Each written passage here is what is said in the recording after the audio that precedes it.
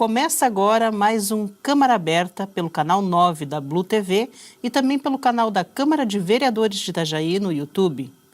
O assunto hoje é essencial para a economia e o desenvolvimento da nossa cidade. Nós estamos falando do Porto de Itajaí. E ninguém melhor para falar sobre esse assunto do que o superintendente da instituição que está aqui conosco. Boa noite, senhor Antônio Aires dos Santos Júnior. Boa noite, muito obrigado pelo convite. É sempre uma oportunidade a gente conversar sobre o Porto de Itajaí, um assunto que preocupa com certeza todo cidadão itajaiense, né? Preocupa uma coisa que é essencial aqui na cidade. Sim. E que sempre está, assim, colocando a nossa cidade como uma das que tem maior arrecadação no estado. Sem dúvida, a gente sabe disso, sabe da responsabilidade que é esse porto para o nosso desenvolvimento, para a economia regional. Isso é importante ter presente para que a gente tenha o cuidado que o porto merece. Doutor Antônio, para começar eu queria saber a opinião do senhor e também das entidades em geral, das autoridades portuárias representativas dos portos. Como é que vocês estão encarando essa questão da incorporação da Secretaria Nacional dos Portos pelo Ministério dos Transportes? Isso prejudica a atividade ou melhora? Eu acho que tem dois aspectos aí, tem dois aspectos que eu acho que precisam ser observados. Sobre a representatividade do Porto como ministério, ele é fundamental que se tenha, né? Porque o Porto é, na estrutura brasileira, como o elo logístico importante. A maioria das nossas relações comerciais passam pelo Porto. 90% das relações comerciais brasileiras passam por um porto. Isso é significativo e importante. Mas também temos isso, nós perdemos essa representatividade de ministério. Mas se a gente observar que, por outro ângulo, se nós tivermos um Ministério de Transporte que congregue todos os modais de transporte num só ministério, ele também é benéfico, para não ter aquelas distorções de ter um porto, mas não ter a estrada, certo? Nesse sentido, fazer uma atuação integrada melhora, certo? E espero que dentro disso aqui, como já houve em algum tempo antes da existência da CEP, que foi criada em 2006, ele funcionou, mas funcionou com algum entrave, porque não tinha a decisão de um ministro. Eu espero que com essa nova estrutura, onde vai ter um Ministério de Transporte, que é agora Ministério de Transporte, Portos e Aeroportos, integrados, mas tendo uma ação de orçamento, vamos dizer, que o orçamento esteja compatível com a necessidade de investimentos nos portos brasileiros, se faz uma gestão mais integrada, que é fundamental para o desenvolvimento de todos os modais que se integram, né? Não adianta fazer um porto quando a estrada de ferro não chega, onde não tem um acesso. A mesma coisa fazer a estrada de ferro onde não tem um porto. Isso precisa ser, de certa forma, coordenado por um órgão só. Porque houve, no passado, muitas distorções desse porte. Eu acho que nesse aspecto é muito bom. Volto a dizer, o que nós perdemos foi a representatividade de um ministério, que deu visibilidade e força para a atividade portuária. Isso, espero não ter sido perdido com isso. Mas, no contexto geral, eu acho que ele, de certa forma, para o Brasil é benéfico. Ter uma infraestrutura, então, pensada. Em relação ao novo ministro, que hoje é também ministro dos Portos, que é Maurício Quintela. Qual é a avaliação dos senhores a respeito do ex-deputado? Ele já sinalizou alguma melhora na infraestrutura de portos para o Brasil? Ele entende de portos? Olha, ele já se proclamou que não entende da área, mas vai ter uma secretaria de portos dentro do Ministério de Transportes. Espero que a pessoa que vai estar lá no Ministério ligado a portos, seja uma pessoa do ramo que já tenha a vivência disso para dar continuidade aos projetos e aos investimentos que estão no orçamento, que são os novos acessos portuários, a dragagem dos portos brasileiros, as obras de infraestrutura de acesso. Já previstas no plano. Já previsto no plano. Tá? Tem um plano nacional de dragagem, que isso não possa ter solução de continuidade, porque o orçamento, o planejamento já está feito, né? Pelo antigo CEP, que era o Ministério de Portos. Mas eu acho que, e espero que não haja quebra do orçamento previsto, do planejamento previsto para a melhoria integrada dos portos brasileiros. São cerca de 2 meses de gestão do Maurício Quintela. Já começou um secretário especial dos portos? Não, isso que houve uma certa dificuldade no arcabouço da estrutura do novo... Burocrático. Como é que seria feita a hierarquia, como é que seriam compostos as secretarias, como é que se definiria quais são os cargos que ficariam no organograma desse... Isso não tinha. Foi feito só há uma semana atrás a definição, através de um decreto, de uma portaria do presidente interino, que definiu a nova estrutura do Ministério de Portos. Essa nova estrutura dos portos agora que estão sendo nomeados os secretários de portos, os secretários de aeroportos, e dentro do novo arcabouço, dentro desse novo organograma do porto. Isso por si só dá algum atraso nessa questão de projetos que já estavam em andamento. Exato. Isso é exatamente isso que houve. No nosso caso, nós tivemos algumas indefinições porque não tinha ninguém que assinasse, que despachasse, que definisse. Isso retardou e nós já estamos com 2 meses de novo governo e ainda a estrutura dos portos vinculada ao Ministério do Transporte ainda não está totalmente efetivada. Então isso, de certa forma, prende e retarda alguns processos que estão em andamento. E outra informação perguntou do novo ministro. O nosso ministro, dentro da área portuária, ainda não teve conosco nenhuma uma reunião mais efetiva. Nós tivemos a expectativa de fazer uma reunião com ele, onde colocaríamos os portos, colocaríamos suas demandas, mas por força de agenda foi uma reunião de minutos, certo? Porque ele foi convocado para uma outra reunião e nós não tivemos como explanar todos os nossos processos, todos os nossos planos. Então, uma conversa efetiva entre o setor e o ministro ainda não houve? Ainda não houve.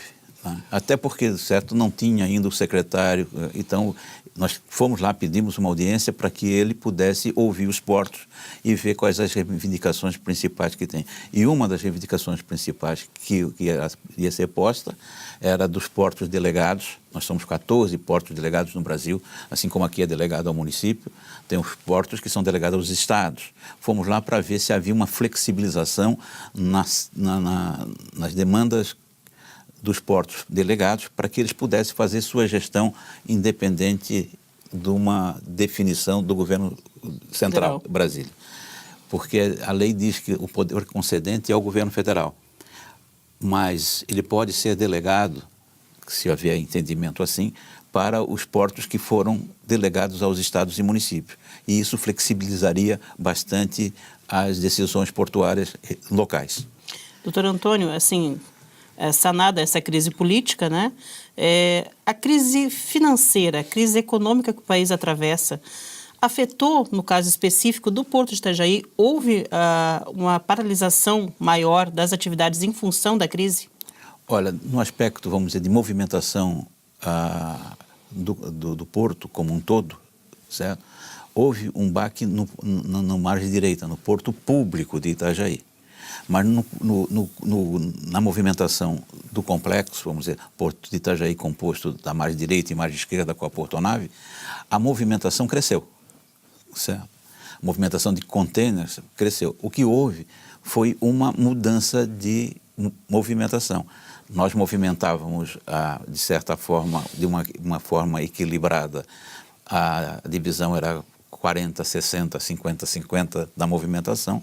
Com mudanças de linhas, nós perdemos para a margem esquerda, a portonave, uma movimentação muito maior que foi para lá, por mudanças de serviços. Então, eu digo, quanto à economia, o porto como um todo, perder movimentação, a composição do nosso... O complexo portuário não perdeu. O porto é onde chega o navio, mas nós temos toda uma estrutura reto-portuária, que são os armazéns, os dépotes, os despachantes que aqui trabalham, os transportadores que aqui trabalham. Nesse quadro, houve aumento da movimentação. Agora, o baque no porto público foi muito grande. Enquanto o porto, a portonave, terminal de navegantes, cresceu 42%, no lado de cá, perdeu. Lá foi 50% quase, e aqui perdeu 42%. Que situação. Não, aí foi isso que foi. Difícil. Então foi mudança de linhas que passaram por... Por que foi feito isso? A maior linha que foi perdida do ano passado, foi nessa época, nós perdemos um ano, foi um serviço que nós chamamos de Serviço da Ásia, que faz a grande movimentação de contêineres para o Porto de Itajaí. Doutor Antônio, vamos mudar. Vamos cortar, senão essa conversa é longa. Não, a gente vai retomar essa conversa no segundo bloco. É só um instante, a gente já volta.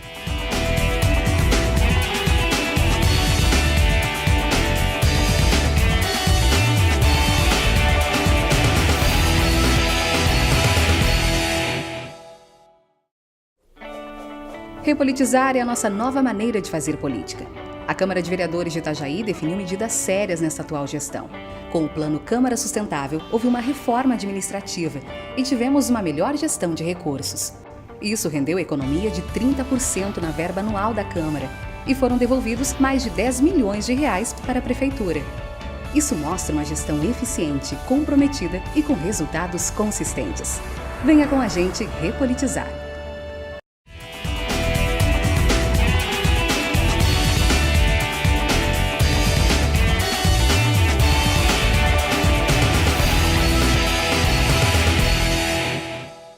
Estamos de volta aqui no Câmara Aberta, que hoje recebe o superintendente do Complexo Portuário de Itajaí, Dr. Antônio Ocaires dos Santos Júnior. Doutor Antônio, a gente falava agora há pouquinho, ainda no primeiro bloco, o senhor falava da questão da perda de alguns serviços, algumas linhas da Ásia. Como fazer para que daí o Porto Público de Itajaí consiga reverter essa situação? O que houve nessa... É um concurso que todos os armadores cada ano fazem, para ver quais são os portos que eles vão atuar para levar e trazer suas cargas. Foi feito o ano passado, nessa época do ano passado, junho, julho, um concurso, uma concorrência, uma tomada de preço, para ver qual era que esse serviço, aonde ele ia atuar em Santa Catarina. Ele procurou preços de Paranaguá, portos de Itapoá, São Francisco, Itajaí, Imbituba, para ver quais eram as que tinham as melhores condições de acesso, de instalações, de movimentação. Eles optaram por Itajaí, pelo Rio Itajaí, pelo Porto do Itajaí. Viram isso. Aí trouxeram para cá e foram fazer agora, porque as condições de Itajaí eram adequadas. Tinha carga, tinha acesso, tinha condições de operação. Nessa composição vieram para cá e viram, é no lado esquerdo ou no lado direito. Aí é que houve essa composição de preço. Tá? O preço e a movimentação, lá tem 400 mil metros quadrados de área, aqui nós temos 80 mil metros quadrados, lá tem 6 portainers, aqui tem 2 portainers, a movimentação é mais rápida e nessa concorrência, que é uma concorrência de preço, é a informação que se tem, o preço de lá foi mais barato para o armador e o armador optou por lá. Mas foi o Itajaí que foi escolhido pelo armador para esse serviço. Certo? Isso aconteceu o ano passado e isso é que houve essa mudança bastante pesada para a movimentação de cargas em Itajaí. As pessoas reclamam, só tem navio do outro lado, não tem aqui. Sim, é porque... Então, hoje nós estamos com uma movimentação de 70% em Navegantes, 30% em Itajaí. Agora, para o porto, como autoridade portuária, o navio que atraca em Navegantes paga o uso do canal, que é mantido pela Superintendência do Porto de Itajaí. Então, os navios que estão lá, eles não pagam para Navegantes, eles pagam para a Superintendência que mantém, através de uma dragagem, a condição dos navios entrar, porque nós precisamos manter esse rio dragado, porque ele tem um assoreamento pesado. Então, isso é que ocorre. Agora, mas por que houve essa mudança? Porque existem assimetrias entre a operação em Itajaí e a operação em Navegantes. Legislação? A lei dos portos interfere exatamente nesse ponto. Quesito. E aí é que houve na lei dos portos uma mudança que foi, de certa forma, penalizou os portos públicos. Não só o Porto de Itajaí, são todos os portos públicos que vão ser penalizados, porque tem uma legislação que é muito burocrática, vamos dizer, a legislação é pesada. E lá é uma área privada que não tem a mesma legislação que aqui. Então, isso é que foi feito. Isso não foi feito pela superintendência, nem pelo município, foi a lei federal que mudou. E, doutor essa lei Antônio, federal não tem interferência do prefeito, não tem interferência do superintendente. A lei federal mudou, e nessa lei federal ela tirou a principal amarra que tinha no terminal privado, porque ele tinha condições, ele só podia fazer com carga própria, só podia movimentar carga própria e não podia fazer carga de terceiro, só complementarmente. Isso foi liberado. Hoje as condições do terminal privado é a mesma, em termos de movimentação de carga, a mesma de um porto público. Ele pode fazer qualquer atividade dentro do porto público. então, doutor, essa lei... Com flexibilidade de gestão. Aqui para fazer, nós temos agora para fazer a ampliação do porto, né? A ampliação a extensão do contrato da EPP. Nós estamos há 3, 4 anos querendo fazer o investimento. O arrendatário daqui, que tem 6 anos, ele quer fazer um investimento de 170, mais 200, 300 milhões, ou 200 e poucos milhões de reais. E isso precisa de uma burocracia, de uma autorização especial. Da autorização. Só para vocês terem uma ideia. Ele precisa comprar 2 portênios. Cada portênio custa 10 milhões de dólares, 40 milhões cada um. São 80 milhões para fazer esse investimento. Quanto tempo ele tem para amortizar? Ele só tem o saldo do contrato, que são 6 anos. Isso não amortiza. Ele quer a extensão do contrato para fazer o investimento. Lá, o privado fez o investimento. Tem lá 6 portênios. Quanto tempo ele tem para pagar? A vida toda. Ele não tem limite, aquilo lá é dele. Aqui ele faz um investimento no porto, aquilo lá é do proprietário do terminal privado. Aqui não, aqui é do poder público. Ele não fica com o bem como dele, são seus equipamentos, que ele pode até levar. Mas tem os investimentos que ele fez de área, que de certa forma nós adquirimos área, que era a área ali do Renault, a área do Metropol. Isso foi adquirido pelo arrendatário, que ficou no patrimônio do porto. Não é dele, o de lá é do proprietário do Sim, terminal. mas até que para que ele dê continuidade à atividade, ele precisa do lucro dele, porque senão não teria sentido. Claro, exatamente. Então, e nesse tempo ele não amortiza o investimento que ele precisa fazer. E nós estamos pedindo para que haja a extensão do contrato. Aí tem um problema da legislação, um problema legal do nosso contrato, que diz que só pode ser feita a extensão do contrato uma vez e tem no contrato que é 3 anos. Mas 3 anos não amortiza isso, então não precisa ter... E como é que está essa questão? Já foi pedido por diversas vezes pela autoridade portuária e até agora... Não, então isso aí, porque é um imbróglio legal. Então nós pedimos primeiro para a CEP, que é o poder concedente. Aí a CEP faz lá e diz, olha, pode porque tem investimento, mas não pode porque tem 3 anos no contrato. Salvo o melhor juízo, a consideração superior, não definiu. Aí vai para o outro chefe. Aí o outro chefe diz, realmente tem essa dúvida, mandaram para o ministro. O ministro, não é mais comigo, é com o ministro Adams. Nós fomos com a bancada catarinense, que dá um apoio muito forte nesses pleitos. Nós tivemos 2 vezes com a AGU, o ministro Adams. Aí o ministro Adams fez uma análise também e disse, olha, por investimento pode fazer a extensão do contrato, mas tem essa cláusula que é 3 anos. Salvo o melhor juízo, não dá. Agora fomos no TCU, o TCU também não se define. E isso vai sendo protelado. Nós já discutimos isso. E isso penaliza muito mais ainda os portos públicos. Basicamente os portos públicos. E basicamente Itajaí, porque tem essa cláusula contratual.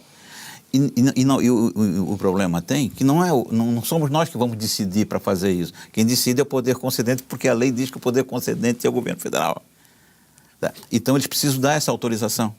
Isso, na verdade, é uma questão de política mesmo, porque é uma opção deles de flexibilizarem a atividade, propiciarem a atividade, mas, ao mesmo tempo, o investimento público vai sendo reduzido. E nem é investimento público, porque nós não temos um porto público, nós temos uma área pública com investimento privado.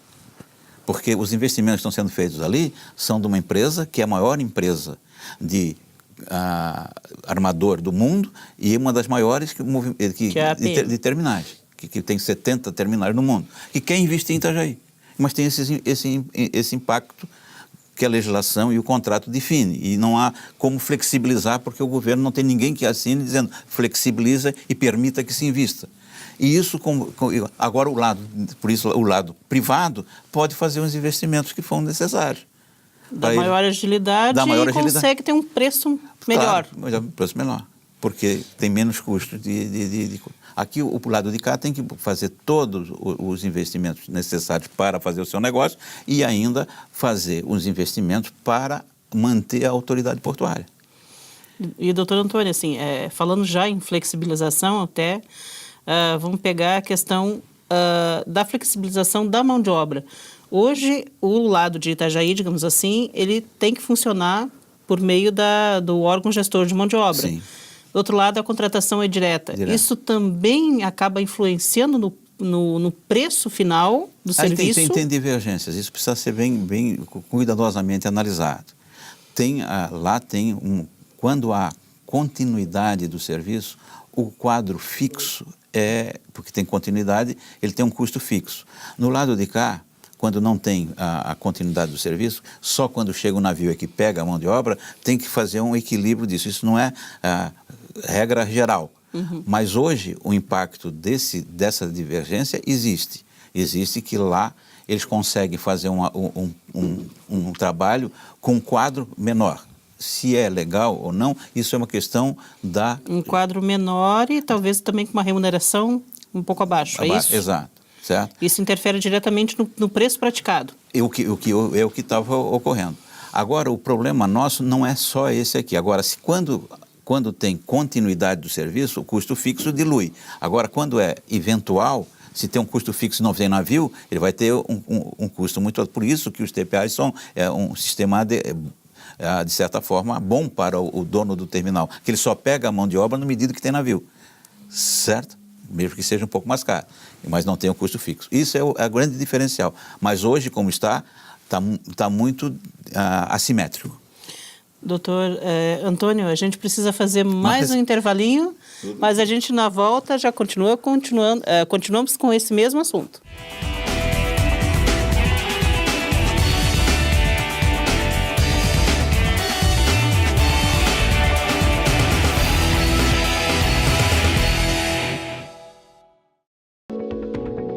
A ouvidoria é sua voz na Câmara de Vereadores de Itajaí.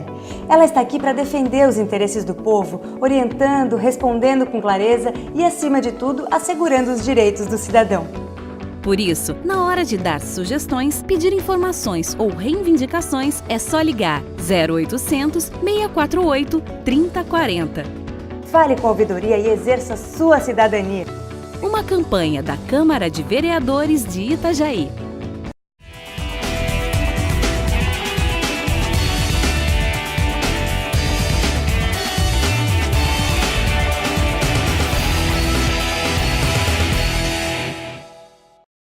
Estamos de volta com o Câmara Aberta pela TV Câmara de Itajaí, hoje recebendo o superintendente do Porto de Itajaí, Dr. Antônio Aires dos Santos Júnior. Doutor Antônio, a gente está aqui falando de problemas, crise e tal, mas o que é preciso? O que é preciso hoje para, por exemplo, que o Porto de Itajaí, o Porto Público, consiga ter maior competitividade? Olha, para ser competitivo precisa ter investimento. Isso a EPM está querendo fazer. E tem esses imbróglios que estão lá no governo federal sem uma decisão. Já aportaram, já disseram quanto que vão investir e tal. Esse é um primeiro ponto. Precisa investir para se tornar mais operativamente mais eficiente. Mais equipamento, aumentar a área. Isso nós precisamos definir isso junto ao governo federal para que permita que isso se ocorra. Segundo, são as estruturas portuárias como um todo. Dragagem, que era para ser feita uma dragagem emergencial após a enchente do ano passado, em outubro, novembro, que assoreou o porto na ordem de 3 milhões de metros. Já não havia sido liberado esse recurso? Não, o edital que era para ser feito por emergência não foi permitido. O ministro Éder Barbalho, esse ano, lançou o edital. Estava para ser aberto agora, mas por contingenciamento, são 67 milhões, ficou suspenso. E até agora não tem. Então, esse é um ponto que está nos dando grande dificuldade para que os navios que para cá cheguem com condição de carregar bastante carga. Porque a gente sabe que cada centímetro de cada carga que se põe, cada profundidade maior, nós temos sabendo que 1 metro dá 800 containers, por exemplo, por navio, que é uma carga imensa. Se nós não tivermos profundidade, essa carga deixa de ser carregada e deixa de ser movimentada. Isso atrasa e desinteressa ao armador. Então, e esse os armadores cada vez fazendo navios maiores. Maiores. E a gente não tem como fazer esse navio entrar, é isso? Não, esse é um problema só de profundidade. Por isso a dragagem é fundamental para esse momento com as estruturas que nós temos hoje. Navios de 306 com 48 de boca. É o que gira na bacia de evolução. No futuro, que já está vindo navios nós precisamos fazer a bacia de evolução, que é o novo acesso, alargamento do canal. Essa obra está iniciada com recurso do governo do Estado. É um recurso, um projeto que foi feito aí pelo Porto como um todo, e foi de certa forma bancado pela Portonave e pela EPM, os projetos, que é um projeto... Iniciativa privada. Foi a iniciativa privada que doou esse projeto para que fosse licitado, e foi licitado, e o governo do Estado está fazendo a primeira etapa.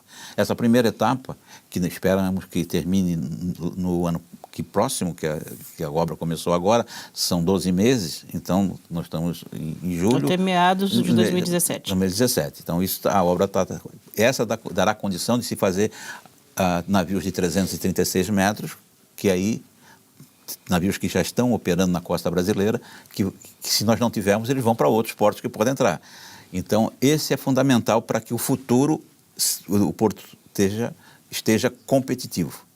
Então, isso seríamos investimento no terminal feito pela IPM, investimento no canal com a dragagem, investimento no acesso, que é a bacia de evolução e largamento do canal, são fundamentais. Senão, nós não vamos fora do mercado. Estando fora do mercado, nós perdemos não só para Portonave, que não é o problema da economia regional.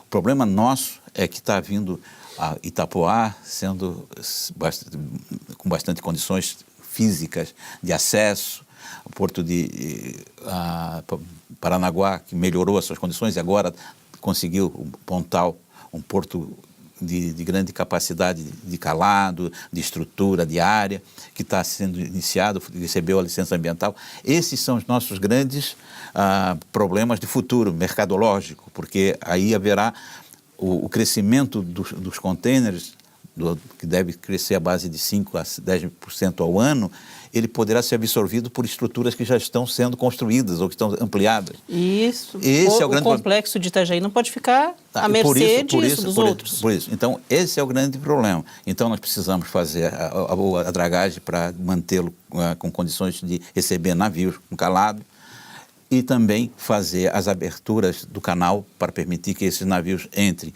No primeiro momento, o governo do Estado para 336 e para o segundo 336 metros de comprimento. E no segundo momento, aí nós estamos buscando do governo federal de novo recurso da ordem de 200 milhões de reais, que houve uma emenda de bancada dos nossos deputados todos e senadores todos, que colocaram numa emenda de bancada de 200 milhões para a segunda etapa dessa obra.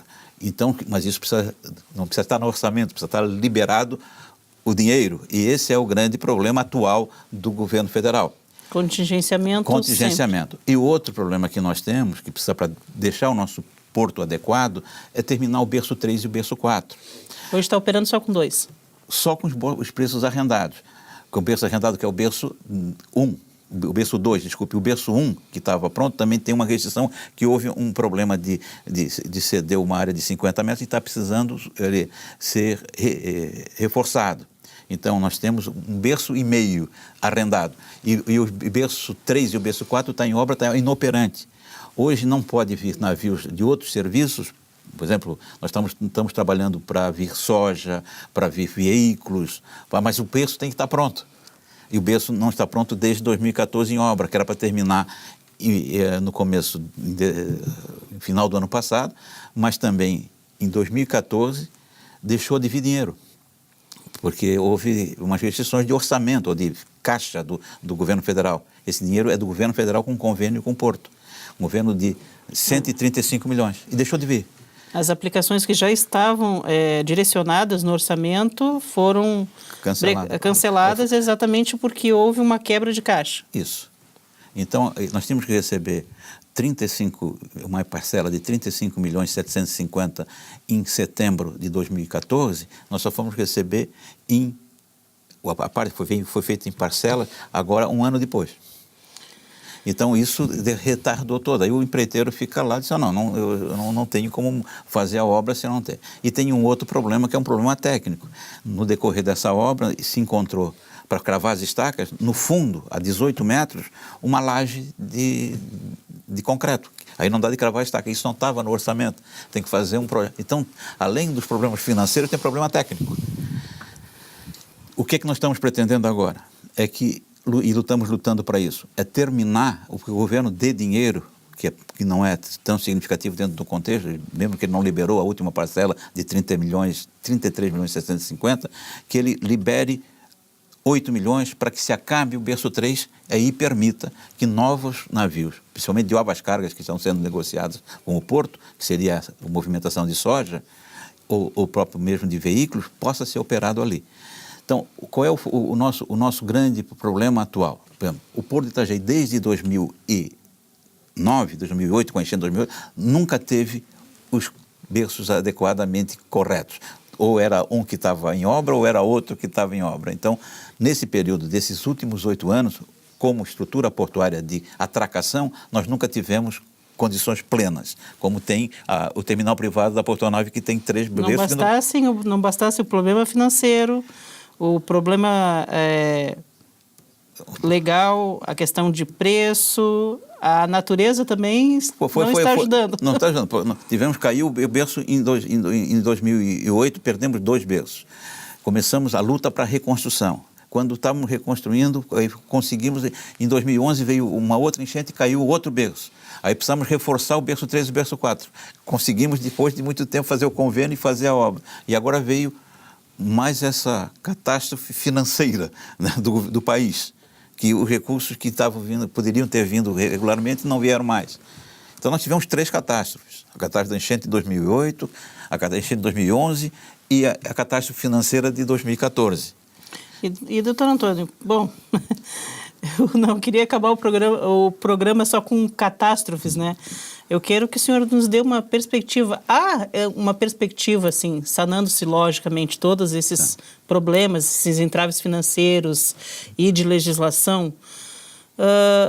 Há possibilidade, há uma perspectiva da cidade continuar crescendo em relação ao porto, com recursos oriundos do porto? O recurso oriundo do porto nós nunca tivemos. O nosso recurso que nós recebemos do porto era só para manutenção, e nós fazemos isso ainda. Não, eu digo a cidade ganhar com a atividade portuária. Com a atividade portuária sempre. Tá? Então, esses investimentos são fundamentais e estão sendo feitos. Né? A obra está lá, que é fundamental, a dragagem de manutenção que é feita por recursos do porto, que custa 2,5 milhões por mês, não é coisa pouco. Isso está sendo feito. É o único porto do Brasil que tem dragagem de manutenção constante, porque é um porto difícil, que é um porto foge de rio, então precisa ter uma manutenção constante. E esse é um custo alto que os outros portos não têm. Então é um porto que é lutador. Mas agora, apesar disso tudo, a gente pode continuar garantindo que a cidade não vai quebrar por causa do porto. Então, dentro disso, porque as obras estão sendo feitas, e as obras estão sendo feitas, que é fundamental, a dragagem está sendo mantida, nós precisamos lutar com todas as forças vivas da União, não é só jogando pedra, nós temos que juntar os empresários, os políticos, a mão de obra, para buscar recursos que não são nossos, é do poder concedente, do governo federal, que a bem da verdade, nesse período que nós estamos no porto, ele investiu com dragagens emergenciais em 2008, com a reconstrução do porto, com esse investimento do berço 3, só que agora teve essa queda no final do ano, mas fez o investimento, porque também para botar dinheiro de investimento. Agora, nós temos mercado, nós temos carga, nós temos uma estrutura portuária, retroportuária extremamente competente, nós temos um quadro de armazenagem, de movimentação de carga, como nenhum porto tem. Então, isso que nos tornou o segundo porto movimentador de contêiner do Brasil. Não foi o local de atracação, foi toda essa estrutura. E essa estrutura tem força e deve ser mantida. E irá, com certeza, sobrepor essas dificuldades, porque nós estamos trabalhando e, com certeza, com novas cargas, com novos serviços, a economia de Itajaí não vai morrer por conta disso. Com certeza, e Deus lhe ouça e a todos nós, né? Doutor Antônio, eu agradeço profundamente a sua presença aqui no Câmara Aberta. Seja sempre bem-vindo quando quiser falar sobre atividade portuária. Mas o nosso tempo, infelizmente, é curto, né? Tá, eu que agradeço a oportunidade, espero ter esclarecido, porque as dificuldades não são pequenas, mas as expectativas são muito boas, porque as obras estão ocorrendo que precisam continuar sendo realizadas para tornar o Porto competitivo e ficar no lugar que sempre teve.